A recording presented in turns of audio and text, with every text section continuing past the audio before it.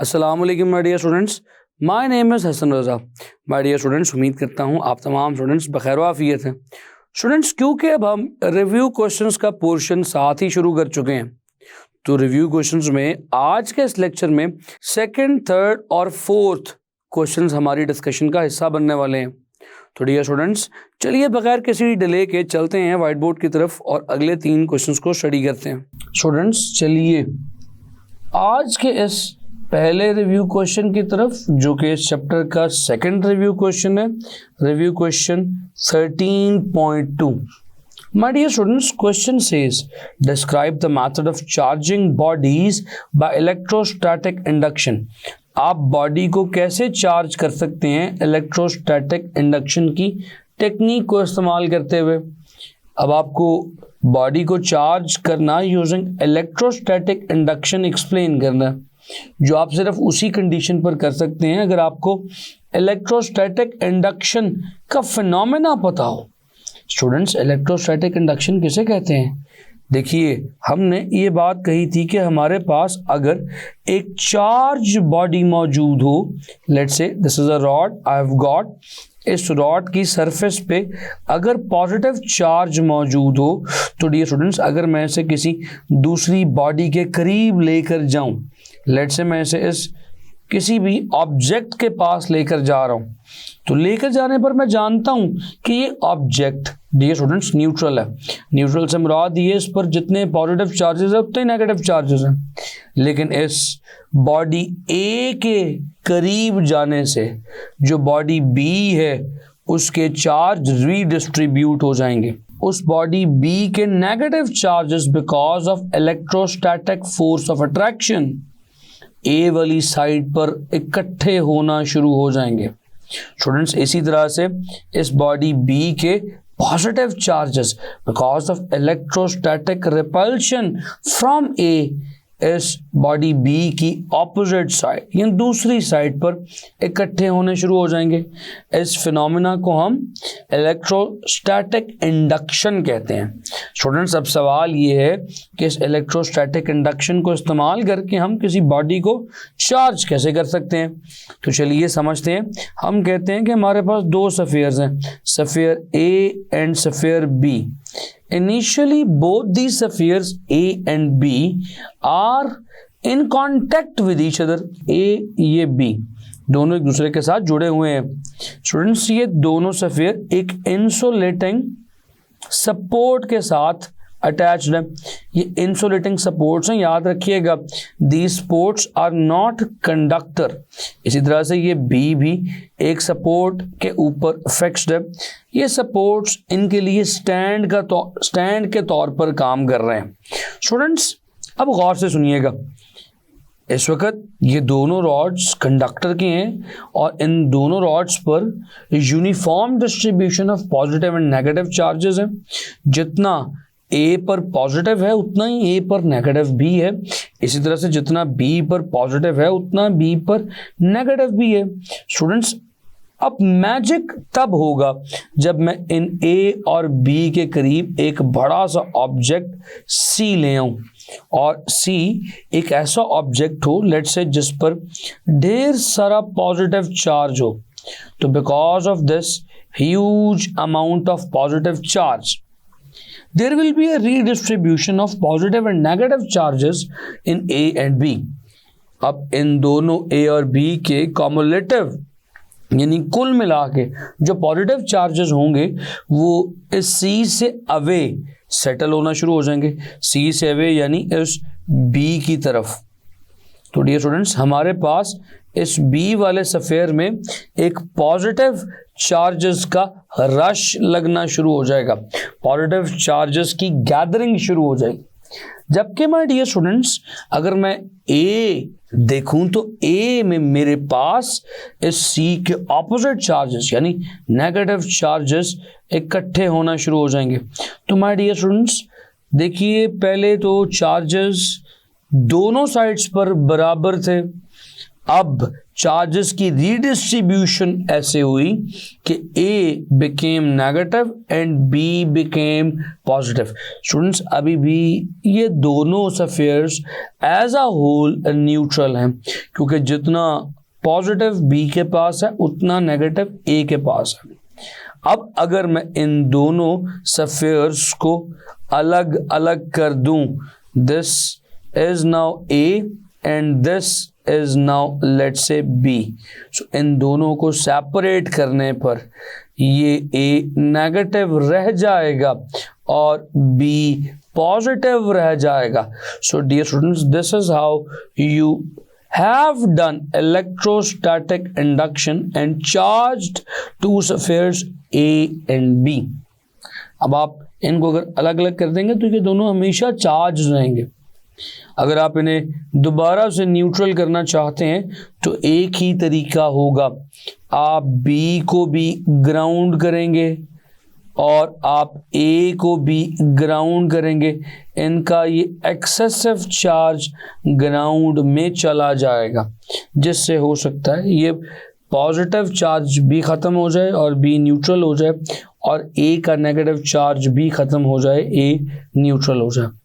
तो dear students, this is how you charge the bodies using electrostatic induction technique. उम्मीद करता हूँ बहुत प्रिसाइजली और बहुत सिंप्लिसिटी के साथ इन क्वेश्चंस को मैंने क्लियर करने की कोशिश की है। यहाँ पर आपको क्लियर हुए होंगे और ये पॉइंट्स हम इस चैप्टर में भी क्लियर कर चुके हैं। स्टूडेंट्स मूव ऑन करते हैं अगले सवाल की तरफ। डियर स्टूडेंट्स, ये रहा इस चैप्टर का नेक्स्ट यानी third review question. The question is very much similar to the previous question, concept same है, बस थोड़ा सा एक नई चीज पूछ ली गई है आपसे। चलिए पढ़ते हैं। Question says, how does electrostatic induction differs from charging by friction? देखिए हम दो बातें कर चुके हैं इस चैप्टर में कि चार्ज किया जा सकता है एक बॉडी को यूजिंग फ्रिक्शन मेथड से भी चार्ज किया जा सकता है, जैसे हमने इस चैप्टर में और इवन इसकी एक्सरसाइज में भी बारहा दफ़ा एक प्लास्टिक रॉड को अपने बालों के साथ रब करके चार्ज किया। सो इस केस में हम लेट्स से ए रॉड को किसी दूसरे मटेरियल लेट्स से बी के साथ रब करके चार्ज करते हैं, जबकि in electrostatic induction dear students हमने किसी किस्म की कोई रबिंग नहीं की है, हम सिर्फ चार्जेस की रीअरेंजमेंट से चार्ज कर रहे हैं बॉडी को। सो डिफरेंस क्या है? तो डियर स्टूडेंट्स डिफरेंस सुनिए, डिफरेंस बहुत सिंपल सा है। जब आप बात करते हैं फ्रिक्शन मेथड की, फ्रिक्शन वाले मेथड में डियर स्टूडेंट्स याद रखिएगा यहाँ पे चार्ज ट्रांसफर टेक प्लेस करता है। जब आप ए को बी से रब करेंगे तो फिर जो बात पहले बता चुका हूँ दोबारा बताता हूँ, इस बी की सरफेस पे अगर लूजली बॉन्ड इलेक्ट्रॉन्स हुए, यानी वो इलेक्ट्रॉन्स जो घिसने पर अपनी इस सरफेस को छोड़ दें, वो इलेक्ट्रॉन्स अगर हुए तो स्टूडेंट्स यही होगा, घिसने पर ये इलेक्ट्रॉन इस सरफेस को छोड़कर इस ए की सरफेस पे आ जाएंगे। सो इसमें आपने देखा ट्रांसफर ऑफ इलेक्ट्रॉन हुआ है। इस ट्रांसफर ऑफ इलेक्ट्रॉन से बी के इलेक्ट्रॉन्स बकायदा बी की सरफेस को छोड़कर ए पर आए हैं, और इस बी की सरफेस के इलेक्ट्रॉन्स के ए पर आने से बी पर पॉजिटिव चार्ज आ गया, ए पर नेगेटिव चार्ज आ गया। सो डियर स्टूडेंट्स याद रखिएगा, ड्यूरिंग फ्रिक्शन कांटेक्ट होना और फ्रिक्शन का होना ज़रूरी शर्त है। और ये स्टूडेंट्स आपने जबकि इलेक्ट्रोस्टैटिक इंडक्शन के केस में देखा था कि हमारे पास ये दो सफेयर्स थे और इन दो सफेयर्स को इन कांटेक्ट रखा गया था, जबकि जिस चीज से चार्ज किया जा रहा था that thing was not in contact with these two spheres। so ये जो चीज थी, फॉर एग्जाम्पल ऑब्जेक्ट ए जो था जिसके ऊपर एक्सेस पॉजिटिव चार्ज था, this object A was not touching the sphere B and C at all. So इस इलेक्ट्रोस्टैटिक इंडक्शन के केस में किसी बॉडी को जब चार्ज दिया जाता है तो विदाउट कांटेक्ट चार्ज दिया जा सकता है। अब बी के ऊपर यहाँ पर ढेर सारा नेगेटिव डेवलप हो गया था और सी पर ढेर सारा पॉजिटिव डेवलप हो गया था, आपने बी और सी को सेपरेट किया तो वो चार्ज बी और सी पर ही रिटेन रहे। सो द मेजर डिफरेंसेस, यहाँ पर रीअरेंजमेंट ऑफ चार्जेस हुई है in the case of electrostatic induction.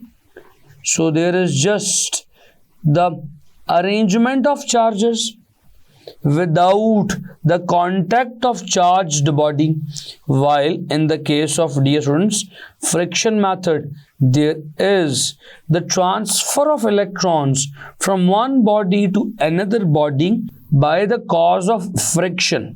So इस केस में contact शर्त है। उम्मीद करता हूँ बहुत माइनर था, बहुत सिंपल सा डिफरेंस था, आपको यकीनन समझ आया होगा। चलिए स्टूडेंट्स, अब इससे एक अगले क्वेश्चन की तरफ मूव ऑन करते हैं। डियर स्टूडेंट्स, ये रहा हमारा इस चैप्टर का next review question, question number 13.4। Students, question says what is gold leaf electroscope. So पहले इस बात का जवाब दे देते हैं कि गोल्ड लीफ इलेक्ट्रोस्कोप किसे कहते हैं। तो डियर स्टूडेंट्स, जैसे कि मैंने इस चैप्टर के दौरान भी इस टॉपिक को डिटेल से डिस्कस करवाया था, मैंने कहा था कि ये जो लफ्ज़ है इलेक्ट्रोस्कोप, ये लफ्ज़ सारी कहानी खुद ही बता रहा है। Electro and scope. Dear students, electro means something having charge और स्कोप कहते हैं देखने को। तो इलेक्ट्रोस्कोप एक ऐसी डिवाइस होगी जो किसी बॉडी पर प्रेजेंस ऑफ चार्ज डिटेक्ट कर ले, चार्ज की प्रेजेंस का पता कर ले। सो इलेक्ट्रोस्कोप एक ऐसी डिवाइस है, सिंपल इंस्ट्रूमेंट है which can detect the presence of charge. तो ये इसका पहला फंक्शन या एप्लीकेशन भी है। Gold leaf electroscope is can simply detect the presence of charge. Students, ना सिर्फ ये चार्ज की प्रेजेंस का पता करता है बल्कि चार्ज की नेचर भी बता देता है। So it can also detect the nature of charge. ये चार्ज की नेचर का भी पता कर सकता है कि किस किस्म का चार्ज है, चार्ज इज पॉजिटिव और नेगेटिव। माय डियर स्टूडेंट्स, ये ना सिर्फ चार्ज की नेचर बल्कि मटेरियल की नेचर का भी पता कर सकता है। It can detect the nature of material. So it can detect the nature of material. Nature of material से क्या मुराद है, ये भी बता सकता है कि हमारा मटेरियल कंडक्टर है या इंसुलेटर है। सो नेचर ऑफ मटेरियल से मुराद है कि इधर we have got a conductor और इंसुलेटर। सो आप सिंपली इलेक्ट्रोस्कोप के बारे में ये बात कह सकते हैं, electroscope is an instrument that is used for detecting the charge, detecting the nature of charge as well as the nature of material। Students, बहुत सिंपल सी डेफिनेशन हमने आपके सामने रख दी। अब सवाल ये पैदा होता है कि इस गोल्ड लीफ इलेक्ट्रोस्कोप का वर्किंग प्रिंसिपल क्या है। डियर स्टूडेंट्स, इसका वर्किंग प्रिंसिपल क्या है, ये किस असूल के तहत काम करता है। इसका वर्किंग प्रिंसिपल डियर स्टूडेंट्स आपसे इटसेल्फ अकेला भी शॉर्ट क्वेश्चन में पूछा जा सकता है। तो चलिए लिखते हैं इसका प्रिंसिपल, इसका असूल क्या होगा। स्टूडेंट्स, इसका असूल है इलेक्ट्रोस्टैटिक इंडक्शन। हम इस टॉपिक को चैप्टर में डिटेल से पढ़कर आ रहे हैं। हमने इस चैप्टर में इससे डिटेक्शन ऑफ चार्ज भी की थी, हमने इससे detection of nature of charge भी की थी और detection of the nature of material भी की थी। और ये सब कुछ हमने किस तरह किया था, इसकी इलेक्ट्रोस्टैटिक इंडक्शन के मैकेनिज्म से किया था।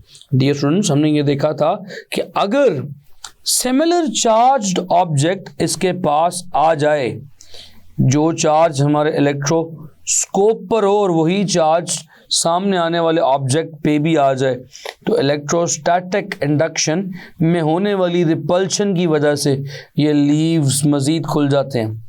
अगर कोई ऐसा ऑब्जेक्ट इसके सामने आ जाए जिस पे इससे ऑपोजिट चार्ज हो, तो इलेक्ट्रोस्टैटिक इंडक्शन में होने वाली अट्रैक्शन की वजह से ये लीव्स अपनी डाइवर्जेंस को कम कर देते हैं। So the reason, the principle is only electrostatic induction my dear students. लो, अब इसके बाद लास्ट चीज जो हमसे सवाल में पूछी जा रही है वो इसकी लेबल्ड डायग्राम है, और वो लेबल्ड डायग्राम मैं आपके सामने पेश कर चुका हूं। इसमें टॉप पर ब्रास डिस्क है, हम डिस्क कंडक्टर की लेते हैं ताकि transfer of charge from leave to disc और डिस्क टू लीव इजीली हो सके। So the disc should be conductor, और ये जो कॉर्क है ये कॉर्क इंसुलेटर का होता है। इस इंसुलेटिव कॉर्क में एक होल है, उस होल में से एक ब्रास रॉड ऊपर डिस्क और नीचे गोल्ड लीव्स को कनेक्ट किए हुए ताकि easy transfer of charge from disc to leaves and leaves to disc हो सके। एंड डियर स्टूडेंट्स, ये सब कुछ एक ग्लास जार में इनक्लोज्ड है, और हमने इस ग्लास जार के ऊपर लगाए हुए एल्युमिनियम फॉइल को ग्राउंड भी किया हुआ है। और ग्राउंड करने की रीज़न भी मैंने आपको बताई थी। अगर कहीं पर इस ग्लास जार पर चार्ज आ गया तो वो ग्लास जार पर मौजूद चार्ज इन लीव्स की डाइवर्जेंस या कन्वर्जेंस को इफेक्ट कर सकता है। तो हम चाहते हैं कि किसी किस्म का एक्सटर्नल इफेक्ट इन लीव्स की मूवमेंट पर ना हो, तो हमने इस इलेक्ट्रोस्कोप को ग्राउंड किया हुआ है। इसकी पिक्चर आपकी बुक में भी मौजूद है। आप इसकी सिंपल पिक्चर को बनाने की प्रैक्टिस ज़रूर कीजिएगा, बिकॉज अगर एग्ज़ाम में क्वेश्चन आएगा तो आपको इसकी पिक्चर, इसकी डायग्राम बनानी आती होनी चाहिए। स्टूडेंट्स, मैं उम्मीद करता हूं कि ये सवाल भी आपको समझ आया होगा। माय डियर स्टूडेंट्स, उम्मीद करता हूं कि इन 3 क्वेश्चंस का सेट भी आपको क्लियर हुआ होगा। अब आप पहले 4 रिव्यू क्वेश्चंस को समझ चुके हैं। पहला रिव्यू क्वेश्चन आपने प्रीवियस लेक्चर में सीखा था, और सेकंड, थर्ड और फोर्थ आपने इस लेक्चर में कर लिए। मिलूंगा अगले लेक्चर में कुछ फर्दर रिव्यू क्वेश्चंस की डिस्कशन के साथ। बेइंतहा ख्याल रखें अपना। सी यू नेक्स्ट टाइम। अल्लाह हाफ़िज़।